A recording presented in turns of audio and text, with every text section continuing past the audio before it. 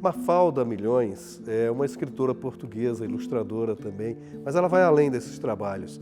Ela faz uma verdadeira defesa da leitura como inclusão social e por isso ela organiza feiras, organiza eventos, vai aos países de língua portuguesa na defesa da leitura, na defesa da literatura como instrumento de inserção social.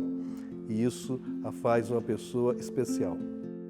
Havia um menino que tinha um chapéu para pôr na cabeça por causa do sol. Em vez de um gatinho, tinha um caracol. Tinha um caracol dentro do chapéu que lhe fazia cócegas no alto da cabeça. Por isso o menino andava depressa, depressa, para ver se chegava à casa e tirava o caracol do chapéu. Saindo de lá e caindo o tal caracol. Mas afinal não havia mal, nem tê-lo nem vê-lo, porque o caracol era do cabelo. O poema está todo aqui atrás e este livro faz parte de uma coleção que nós criamos que se chama Livros Duros de Roer, porque na verdade eles são duros de roer, mas também a ideia é serem grandes autores para pequenos leitores. Ou, porque a gente acha que a criança não é um leitor pequenino que veste roupa pequenina e que pensa pequenino.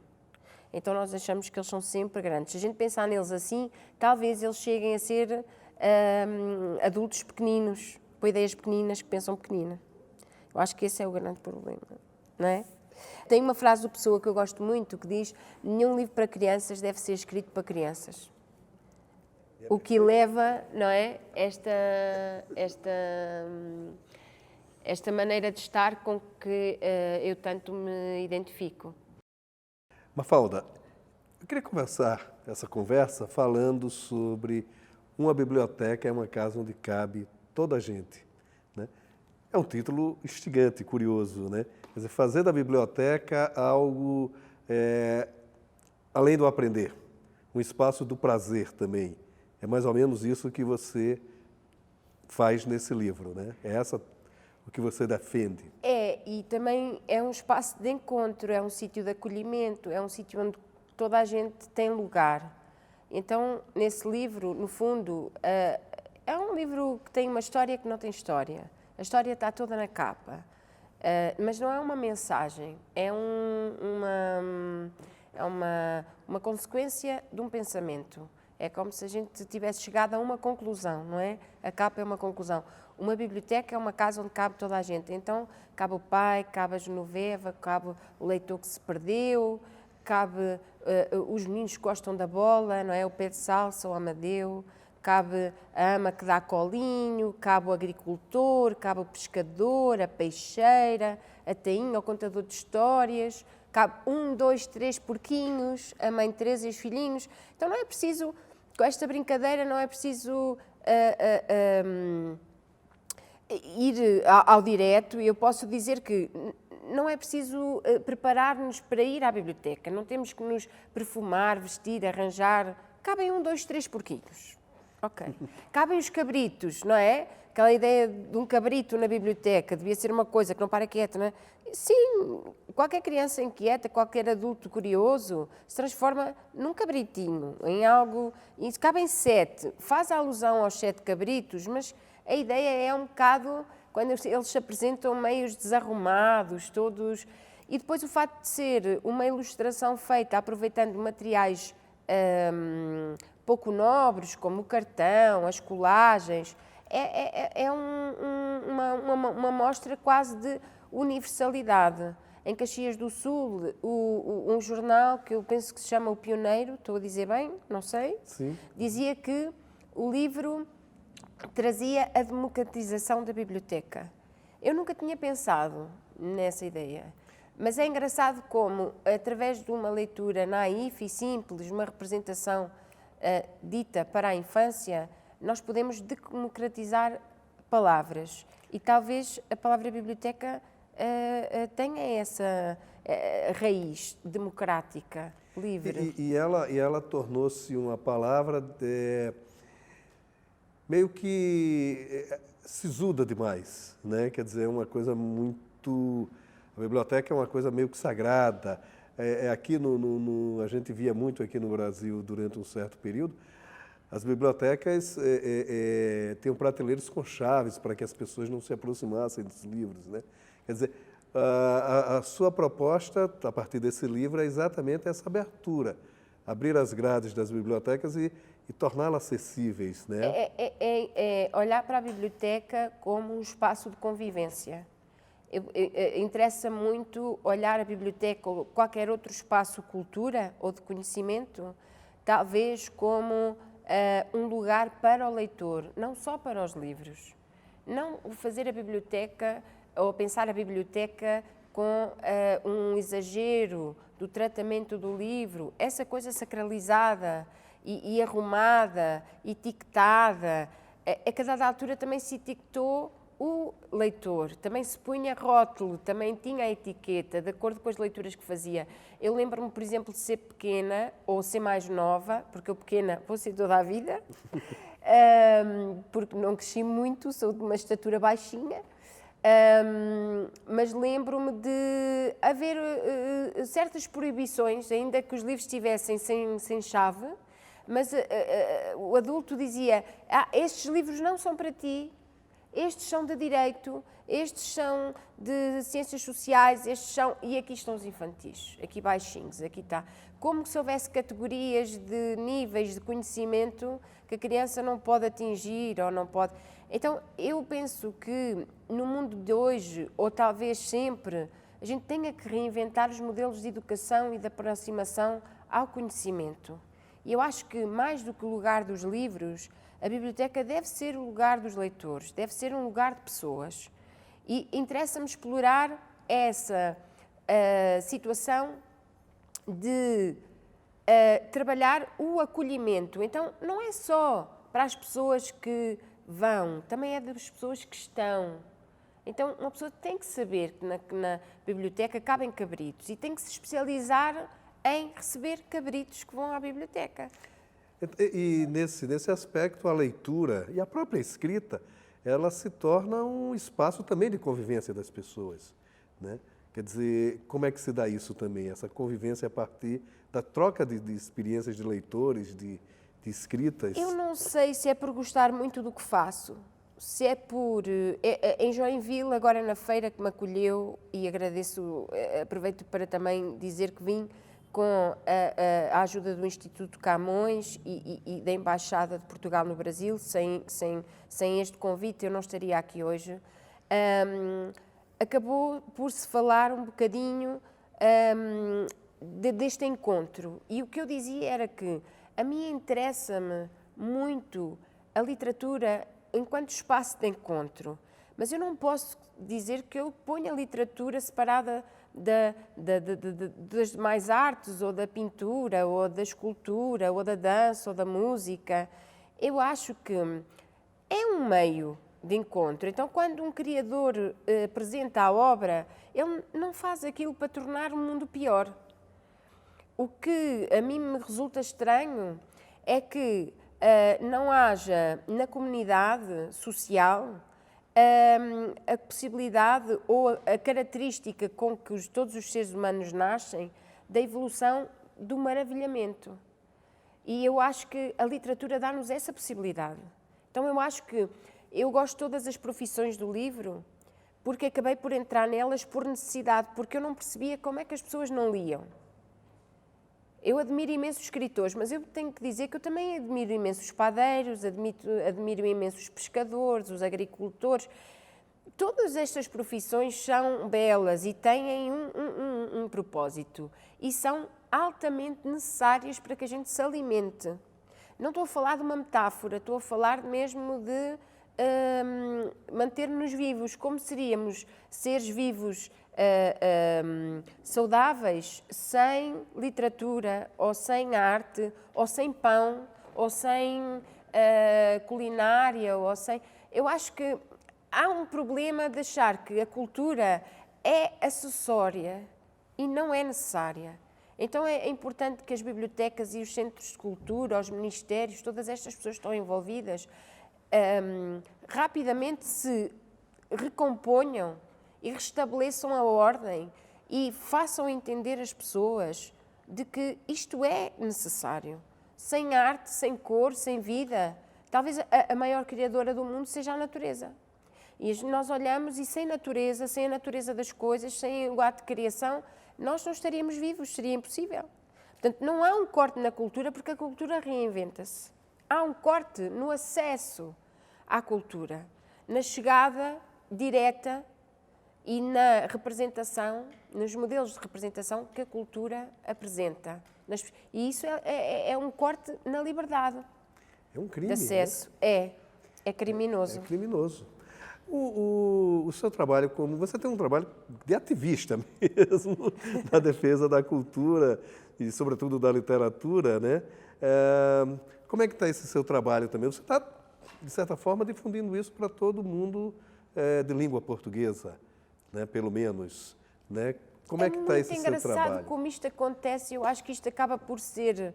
E o facto de eu estar aqui e viajar para outros países e poder dizer o que eu digo em liberdade é muito gratificante e sinto-me muito feliz e honrada e, ao mesmo tempo, sinto alguma responsabilidade naquilo que digo. Eu acho que essa ativação vem da capacidade de ver o outro. Todas as pessoas têm esse poder de se ativarem. O que eu sinto é que, de alguma forma, esse poder, esse botão, essa característica foi desligada em qualquer momento na pessoa. Então eu acho que eu não digo nada de especial. Eu tento reativar as capacidades que as pessoas têm de viver melhor, de se maravilharem, de verem os outros, de respeitarem o mundo, de olharem para si próprias, se valorizarem. Eu não acredito que a cultura e a literatura sejam para conhecer o autor. Eu não leio Fernando Pessoa para conhecer Fernando Pessoa, não leio Miguel Torga para conhecer Miguel Torga. Talvez eu leia para me conhecer a mim. Eu não vou à escola para conhecer o professor. Eu vou à escola para descobrir características em mim. Então, há qualquer coisa torta. Quando a gente entra num modelo de educação ou de cultura que nos mostrem competências e formas de não conseguir olhar, ouvir ou ver. E eu acho que isto está torto. Então, eu tento que o eco do que eu digo passe, dando liberdade às pessoas, ou mostrando às pessoas de que elas têm estas capacidades todas. Tudo isto é necessário e elas podem ter uma vida melhor. E depende única e simplesmente delas e como usam o conhecimento e não para as pessoas. A gente vai à escola ou eu trabalho, talvez essa seja a grande diferença. Eu não trabalho para comunidades, eu trabalho com eu não gosto de trabalhar para ninguém, eu gosto de trabalhar com toda a gente. E essa fusão do autor, do ilustrador, do livro enquanto objeto que funda estas linguagens, o encontrar diversas linguagens no português, porque repara, em português nós temos milhares de linguagens reescritas por imensos autores. Então são várias formas, é quase como se cada pessoa tivesse uma língua própria, uma forma de dizer. Nós temos, com a alfabetização, a capacidade até de reinventar ou criar palavras novas, dizer coisas, e isso eu acho que tem todo um encantamento e tem... eu acho que, no fundo, nós estamos a falar de humanizar. De humanizar as próprias pessoas, né? Torná-las mais humanas, torná-las mais sensíveis mesmo, né? Sim. Quer dizer, e vocês estão levando esse ativismo a um nível muito elevado, né? Vocês transformaram uma cidade portuguesa numa cidade de leituras, que é o Óbidos, né? Que é uma cidade... ainda está em processo Ainda está em processo, mas, mais uma vez, eu diria que vem tudo da intenção transformadora e de criar, não algo novo, mas melhorar, dar visibilidade, concentrar ideias, conhecimentos. Talvez Óbidos seja um sítio que... talvez Óbidos não tenha todas as características que seja precisa para transformar para se transformar numa vila literária, porque é uma vila medieval pequena que tem muito pouca gente. Mas talvez ela tenha todas as características necessárias para se transformar numa vila literária, porque não tem que ser só de Óbidos, não tem que ser só para aquelas pessoas. Então, se calhar, nós podemos congregar ali uma série de ideias e podemos pensar, através de Óbidos, um mundo melhor de acolhimento. Talvez ela possa ser um dia, e eu quero muito acreditar nisso porque ela ainda não é, mas talvez ela possa ser uma biblioteca global, um sítio onde o livro é um pretexto para um encontro, para uma viagem, para uma descoberta. E este projeto nasce da vontade de criar um lugar de acolhimento.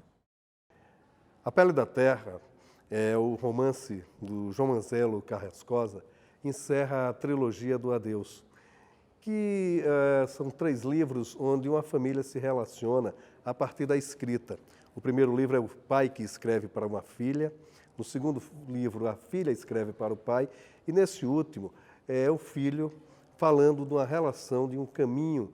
Eles fazem o caminho de Santiago juntos, pai e filho, e ele narra essa aventura de uma maneira muito poética, de uma maneira muito lírica. Os 3 livros têm essa pegada, mas, sobretudo, eles falam das relações entre si de uma maneira muito firme, muito segura e muito bonita. Então, o livro, além de ser uma defesa de um bom relacionamento entre as pessoas, entre as famílias, ele é mais que isso. Ele é uma defesa da escrita como forma de relacionamento, com a leitura como forma de entendimento do outro. São livros, enfim, que falam não só das relações pessoais de uma família, mas, sobretudo, da relação dessa família com a escrita e com a leitura. E a cidade, por si só, ela já é muito acolhedora, né? E ela é interessante porque, como ela mantém as suas características medievais, ela chama a reflexão, né? Ela, de certa forma, ela instiga uma literatura, né? Porque ela, de certa forma, ela instiga uma reflexão. Ela, na verdade, ela é construída em cima de muitas camadas. Eu olho para Óbidos como um povo, ou um povoado, como vocês dizem, muito interessante, porque teve uma importância muito grande até na questão das artes, na pintura, o investimento das rainhas na cultura em Óbidos, que era um lugar, não era uma cidade, não era uma vila, era um sítio, não é? Onde as pessoas iam emergir, elas mergulhavam na pintura, na escultura, no encontro. Era um sítio de receber criadores. E a Escola de Óbidos, enquanto escola de pintura, foi muito importante e marcou não só Portugal como outros países. E o trabalho, por exemplo, da Josefa de Óbidos é incrível. A expressão que ela tem, por exemplo, no vizinho, no país vizinho, na Espanha, é incontornável. Ou seja, Óbidos, ela é só pequena no tamanho, porque ela é uma vila imensa. E nós estamos a viver um tempo em que, de alguma maneira, a vontade de comando, que eu não gosto de chamar só política, porque ela também é social, cria em torno de Óbidos uma vida que ela perdia pela desertificação da própria vila em si, porque Óbidos não é só a vila, é um concelho muito bonito, que tem lagoa, que tem praia, é biodiverso, é um lugar encantador, onde a 10 minutos nós temos a montanha e do outro lado nós temos o mar. É um lugar de costa, é um sítio especial que fica um bocadinho perto de tudo, não é? O nosso país é muito pequenino e Óbidos é... Mas eu consigo encontrar o mesmo encanto de Óbidos noutros sítios em Portugal que têm também características muito próprias. Talvez ressalte agora Óbidos, embora eu não possa de maneira nenhuma resumir-me aqui, porque eu sou transmontana, uma transmontana fervorosa, eu nunca serei só uma obidense, eu não sei se sou uma obidense ainda, mas faço parte de Óbidos e tenho muito orgulho nisso, foi a terra que escolhi para viver. nunca me passou pela cabeça, no dia em que decidimos levar a nossa livraria, que foi a primeira livraria especializada em literatura infantil, em álbum ilustrado, álbum de imagem, em Portugal. Nós estávamos a viver em Lisboa e procurávamos um sítio especial. Esta história é uma história mais comprida, mas no fundo a gente procurava um sítio que recebesse o nosso projeto e nos recebesse primeiro a nós enquanto vontade estruturada de formar leitores e uma comunidade de leitores ativa e inteligente. E quando chegamos a Óbidos, rápido percebemos que todo o frenesim do turismo não era aquilo que procurávamos. Nós não íamos atrás de um polo, nós íamos atrás de um lugar. E encontramos uma antiga escola primária no cimo do monte, onde não passa ninguém, e que agora passa muita gente.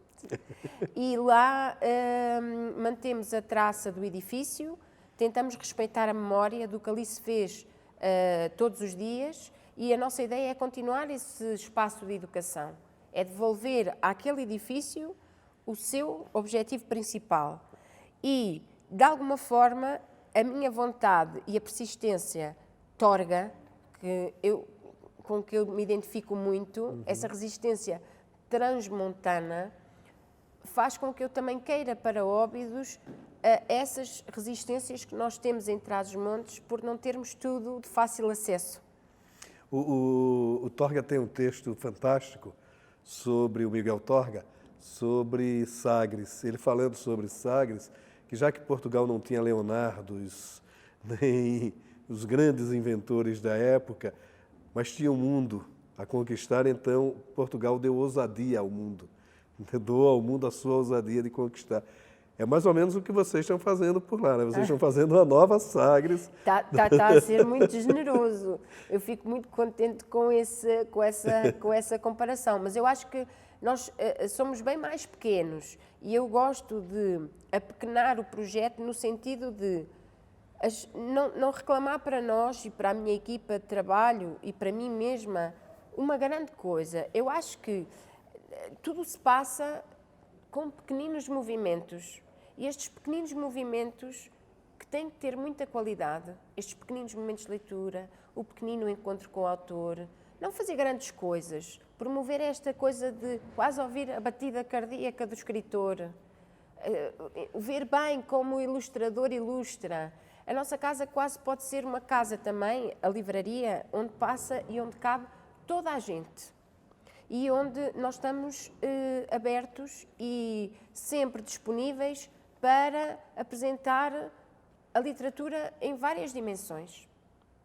E tal como nós, noutros lugares do país, há outras pessoas com quem nos ligamos e talvez por isso o nosso projeto seja tão querido para mim.